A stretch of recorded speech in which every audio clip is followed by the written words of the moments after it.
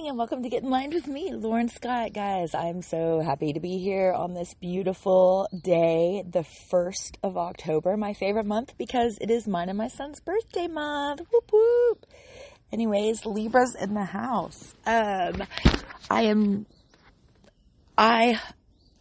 blown away by the response of the podcast with my son. So thank you to all who have commented, text, shared. It was beautiful. It was in 24 countries and one of the most I've heard, or one of my most listened podcasts. So it just shows that, that was needed in the world. And thank you for allowing him to come on here and being so kind and so nice and so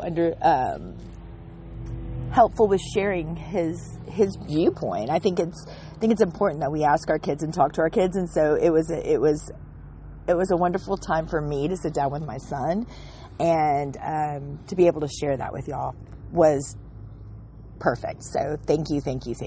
Even though the circumstance of what we were sharing wasn't the best situation, being able to share this with my son is perfect. So thank you again. Let's talk about October. Woo! We are in fall. It's cozy. The weather here in Texas is starting to get a little bit cooler, especially in the morning times where I'm sitting here with my puppy dog, drinking my morning coffee. And I'm just really excited about this month because I turned 45. My son turns 18. And it's just a big month in our year. And I am working on my second book, and this last year was amazing for our family. So it's just been a great time, and so we're walking into October grateful and excited and on the path to really opening up to who we are, because my son, like everybody knows, is a senior and he's turning 18, which means that he's legally an adult. And he is just so good. And so it's easy in its own route, but it's still very strange. And I know y'all have heard me talk to Paige about it, but it's a weird place to be because you're going from being like a mother figure to like a mother and a friend. So it's an interesting transition, but it's a beautiful transition. So today I want to talk about inner child healing, because this is what I've really been focusing on, is wanting to do things that my child loves, the things that I loved to do when I was a child. I love to do pottery and I love to ride horses. I love to play the piano. So these are the things that I'm really going back to. And I've decided that in my 45th year, I'm going to do for my 45th year, I'm doing 45 things that bring me happiness. So some of those things are things I know about and some of those things aren't. Like pottery, I haven't done pottery in 30 years. I've started doing pottery and joined a studio and have just had so much fun. As a matter of fact, I'm even now making my office into half of a studio because I've had so much fun with it. And I think it's important that those of us that are older really go into what we get so used to being in the rut of everyday life of wake up, go to school or work, come home, cook dinner, put the kids down, give your husband a kiss, lay down, go to bed, and it starts all over again. And we forget that this life is all about joy. And we should be doing things that bring us joy. And for this transition time in my life, my thought process is if I can go back and heal and do not so much heal, but it is healing because you're healing the inner child, the stuff that you stopped doing because you got older. You stopped doing because, I don't know, you lost interest at the time. But you're healing that wound or maybe you just didn't think you were good enough and that's the reason why you stopped. And putting that aside and just doing stuff just to bring you joy is a huge thing. So I started this because I needed a transition of what it is that I really love to do. I'm in a weird spot. My son will be going off to college.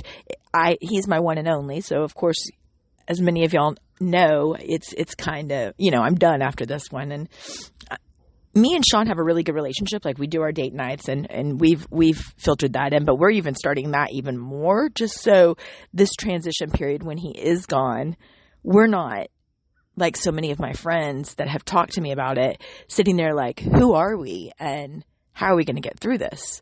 So I kind of started it a little bit early, and I'm working it in so it's not such a slap in the face of reality of you're not a mommy anymore. I mean, you are a mommy, don't get me wrong, but you know what I mean? Like, it's not your main focus. And so many of my friends have said they've gotten divorces at this time, or, all because they didn't know who they were and they're trying to find themselves. So maybe this month, make a promise to yourself to do 3 things that bring you joy from your childhood. So if you like to go out and climb trees, go out and climb trees one day. See how it makes you feel. If you like to paint, bring out the paint stuff. Get in an arts class. Go to an art show. Bring that joy of your childhood back into your life and see how that changes you. It has made such a big difference in the month that I have really been focusing on that for me. And I wanted to share that with you. I think that at this time, there's so much chaos and things that are happening around the world that we are constantly on fight or flight mode of what's going to be happening next. So focusing in on the joy of what you can do, because we can't control what happens with the government or anything around us. But what we can control is if we're happy. If you wake up happy, if you're lighting that joy. So I want to hear from y'all. I'm going to actually open up some comments because we are in so many different countries right now. And I think that that's a beautiful thing. So I'm going to open up the comments and I want to hear from you specifically what it is that you're going to bring in this October that brings you joy. So 3 things. This is the goal for this month.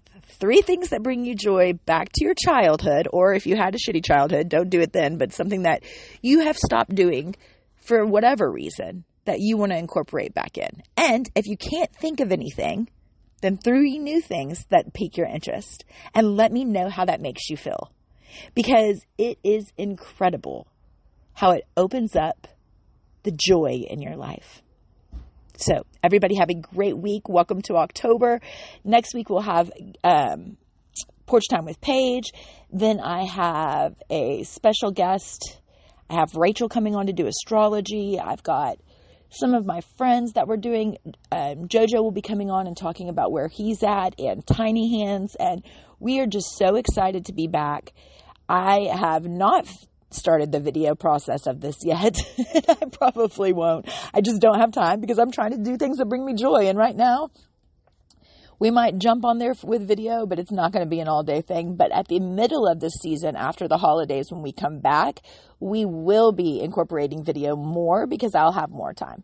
So thank you for listening to Get Enlightened with me, Lauren Scott, and I can't wait to hear what's bringing you joy this October. Have a great day, a great week, and thanks for listening. Bye.